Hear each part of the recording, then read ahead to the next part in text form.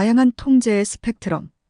지금까지의 내용들을 종합해보면 디지털 화폐에는 여러 가지 종류가 있는데 비트코인과 같이 탈중앙화되고 주인이 없는 무기명 자산이 있고 민간 스테이블 코인과 CBDC 같은 법정 화폐의 디지털 버전이 있고 유틸리티 토큰이나 게임 토큰과 같은 종류의 블록체인 내 코인도 있습니다. 금융에 대한 감시, 검열, 통제 등이 개인의 자유를 제한할 수도 있는 상황은 구체적으로 어떤 것들이 있을까요? 디지털 시대로의 전환은 이런 현상을 어떻게 가속화시킬까요? 그리고 이런 상황 속에서 비트코인은 어떤 유용한 도구로서 사용될 수 있을까요? 비트코인과 같은 디지털 무기명 자산은 본인이 직접 보관하고 원할 때 누구에게든 보낼 수 있기 때문에 정부의 재산 압류, 동결 등 금융적인 개입이나 통제력이 제한됩니다. 가디언지의 지난 7월 보도에 따르면 나이지리아 시민들이 경찰의 폭력 사태에 대해 시위를 하자 정부는 그들의 은행 계좌를 동결했고 시민들은 여기에 대응하여 비트코인을 사용하면서 시위를 계속 이어나갈 수 있었습니다. 또한 지난 10월에는 수천 명의 나이지리아 사람들은 악명 높은 경찰 특수부대인 사스에 대항하여 수십 년 만에 가장 큰 시위가 있었습니다. 사스를 없애라는 시위 사태에서는 시위대 구타, 물대포, 최루탄가스, 실탄 등이 동원되었고 수십 명의 시위자들이 사망했습니다. 이러한 물리적인 방식 외에 당연히 금융적인 통제도 있었는데 예를 들어 투옥된 시위대를 석방하기 위해 기금을 모으거나 시위대에 필요한 응급처치 서비스와 식량을 공급하던 시민단체와 개인 후원자들의 계좌를 동결하는 시기였습니다. 그러자 시위 과정에서 설립된 13명의 젊은 여성들은 자신들의 정지된 계좌 대신 비트코인 기부를 받기 시작했고 이것이 전 세계로 알려지면서 투쟁 기금으로 총 15만 달러를 모을 수 있었습니다. 뿐만 아니라 경제적인 제재가 언제 있을지 모르거나 직접적인 제재에 직면한 기업가들은 비트코인을 유용하게 사용하는데 가디언지에는 다음과 같은 일화가 소개되었습니다. 나이지리아의 기업가 아와씨는 중국 광저우의 신발을 수입하여 북부 도시 카노와 자신의 고향인 아비아에서 판매하고 있습니다. 최근 중국 경제 상황과 더불어 그의 사업 역시 어려움을 겪고 있었는데 특히 외화 반출 금지령은 매우 심각한 사업적 위기였습니다. 정말 심각한 위기였고 저는 빨리 행동해야만 했습니다. 라고 아와씨는 말합니다. 그러다가 그는 최근 비트코인 거래를 하는 동생이 눈에 들어왔습니다. 그는 암호화폐를 잘 보유하고 있으면 몇 년 후에는 훌륭한 투자가 될 수 있다고 항상 말해왔습니다. 그러다가 외화 반출 금지령이 시행되었을 때 제 동생은 이것이 얼마나 특히 더 유용한 도구인지를 보여주었는데 제 사업 파트너가 받기만 한다면 금지령과는 무관하게 저는 얼마든지 비트코인으로 지불할 수 있었습니다. 로이터 통신 역시 러시아 야당 지도자이자 반부패 변호사인 알렉세이 나발리가 자신의 선거 캠페인에서는 비트코인을 사용하여 푸틴의 금융 봉쇄를 우회하고 있다고 여러 차례 보도했습니다. 나발리는 그가 설립한 조직을 통해 공직 부패에 대한 조사를 실시하고 있는데 재단의 은행 계좌는 러시아 당국에 의해 주기적으로 차단되고 있었습니다.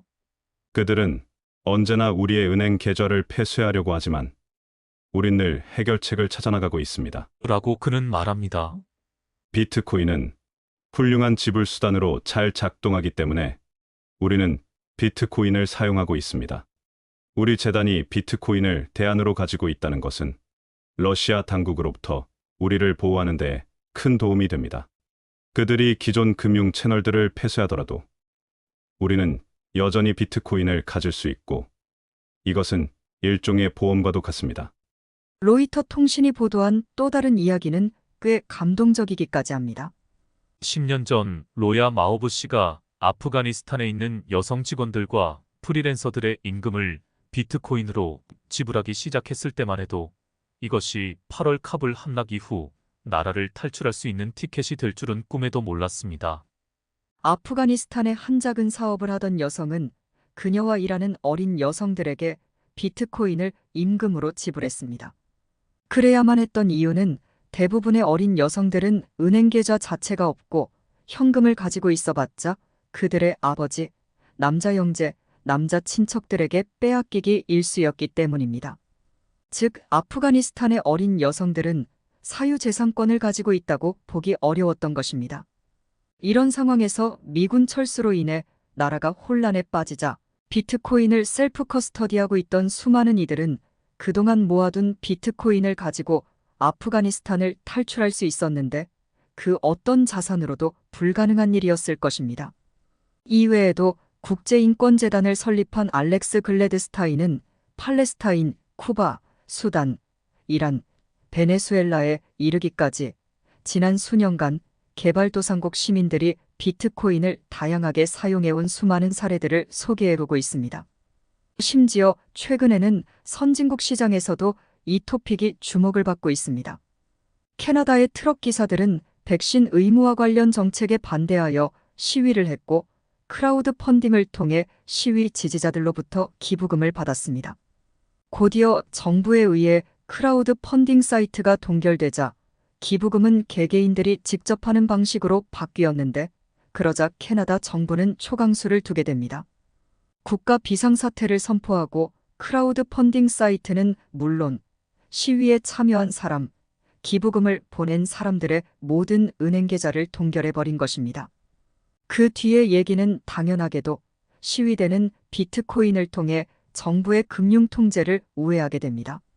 물론 어떤 시위에 대해 동의하는 시민, 동의하지 않는 시민도 있지만 그것과 별개로 이 이벤트가 주는 교훈은 내 것처럼 보이는 은행에 넣어둔 돈은 실제로는 내 돈이 아니고 그러기에 쉽게 동결될 수 있다는 사실입니다.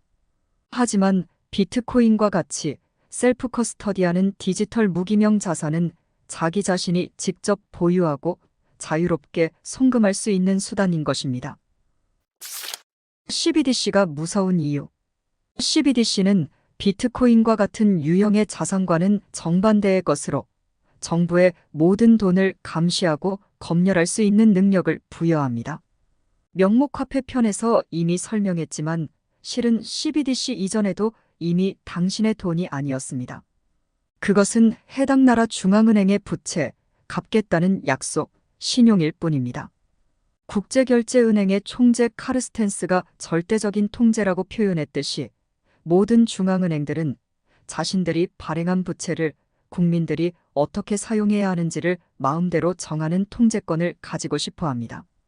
하지만 카르스텐스가 말하는 절대적인 통제라고 하는 것은 해당 국민이 미국이나 노르웨이 같은 나라에 사는 사람인지 아니면 중국이나 북한에 사는 사람인지에 따라 매우 다른 의미로 다가올 수 있습니다. 유럽 중앙은행은 2020년 초에 계층화된 CBDC와 금융 시스템이라는 연구 논문을 발표하며 CBDC가 불법적인 거래를 통제하는데 잘 쓰일 수 있다고 말하면서 특히 실물인 현찰과는 달리 마이너스 금리 정책도 시행할 수 있는, 즉 가지고만 있고 쓰지 않으면 돈이 사라져버리는 기능까지 추가할 수 있다고 얘기합니다. 경기를 부양하기 위해 소비를 촉진시키고자 한다면 정부는 국민들의 저축을 마음대로 사용할 수 있게 되는 것입니다. CBDC의 이러한 통제적인 특징은 특히 앞서 소개한 반정부 시위와 같은 것들과 관련하여 정부는 항상 불법이라고 규정하는 것들의 범위를 끊임없이 넓히려고만 한다는 것을 고려했을 때 그 의미가 상당합니다. 현재 우리가 보는 정치가나 지도자들만이 아니라 아직 본 적도 없는 미래의 정치가나 지도자들이 이 CBDC라는 기술을 가지고 무엇을 할 것인지를 질문하고 생각해 봐야 합니다. 이 기술을 가지고 중국은 무엇을 할까요? 노르웨이의 지도자는 무엇을 하려고 할까요? 이 둘은 어떤 차이가 있을까요? 자금 세탁과 불법 거래라는 오해. 지금까지 비트코인에 대한 평가는 자유주의자들이나 통화재정 정책적으로 봤을 때 보수적인 입장을 취하는 사람들로부터 더 긍정적입니다. 하지만 앞에서 논의한 금융 통제의 시각에서 비트코인을 긍정적으로 평가하는 진보주의적, 좌파적인 목소리도 같이 존재하는데 결국 비트코인은 좌파나 우파의 논리보다는 반권위주의적인 화폐에 가깝다고 할 수 있습니다.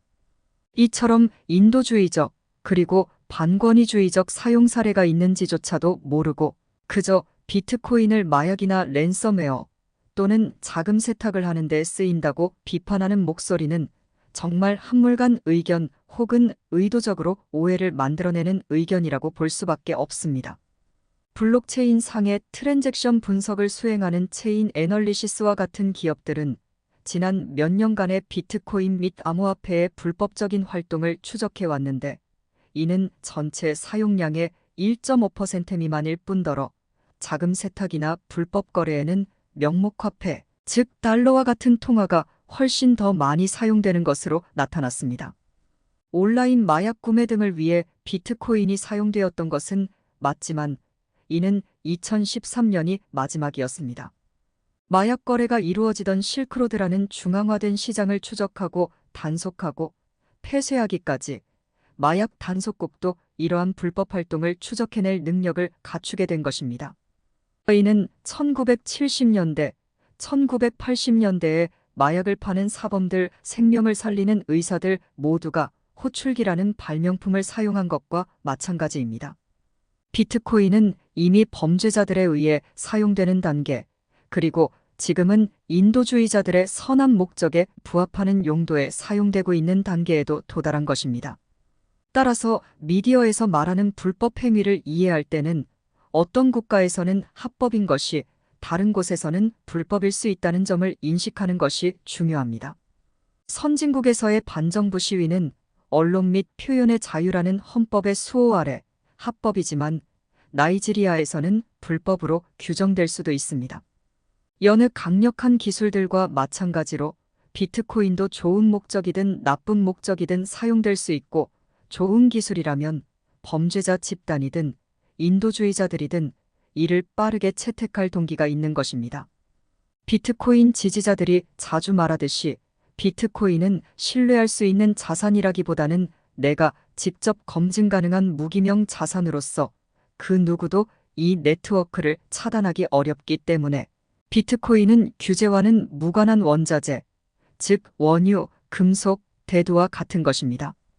애플 주식은 미국이라는 특정 관할권 내에서 증권거래위원회에 의해 통제될 수 있지만 휘발유의 발화점, 강철의 밀도와 대두의 칼로리 등은 그 누구의 통제권에도 속하지 않는 것입니다.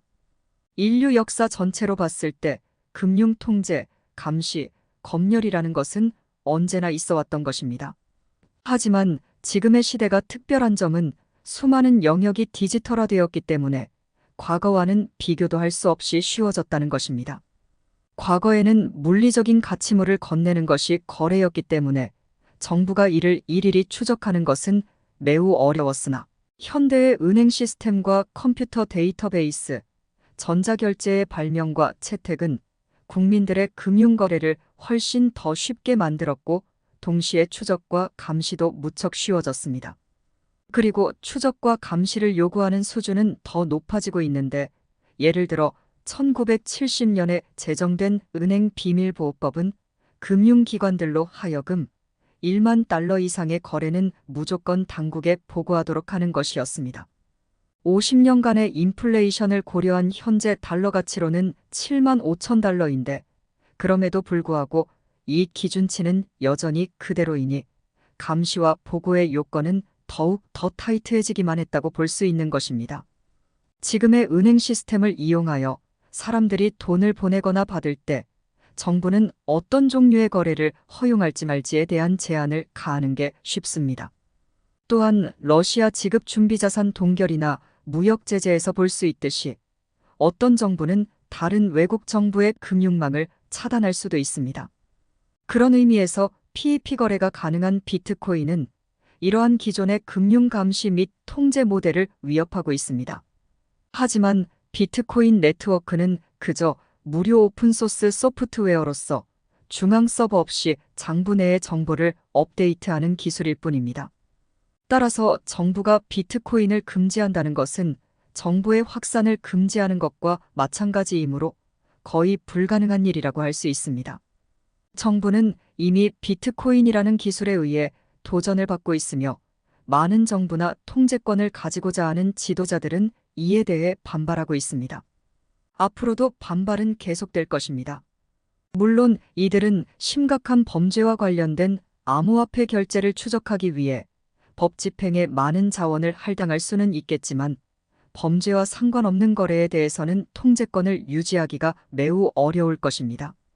민주적인 질서가 없는 국가라면 블록체인 데이터를 분석하여 거래를 추적하고 모든 암호화폐 거래소를 강도 높게 규제하거나 아예 폐쇄하거나 채굴을 금지하거나 개인 간의 거래가 적발될 시에 처벌하거나 등 극단적인 방법을 쓸 수는 있겠지만 이는 오히려 비트코인의 프라이버시적인 측면의 개발을 촉진시켜 아예 잡을 수 없는 형태로 발전될 수도 있습니다.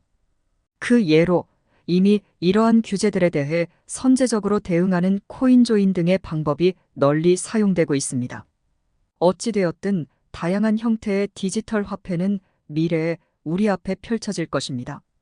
어디에 거주하는지, 무엇을 선택하는지에 따라 비트코인, 민간 스테이블 코인, CBDC 등 다른 여러 종류의 화폐들이 우리들 손에 쥐어지게 될 것입니다. 작업 증명. 비트코인을 이해하는 데에 있어 매우 중요한 것 중 하나가 작업 증명 프루프 오브 워크라는 개념입니다.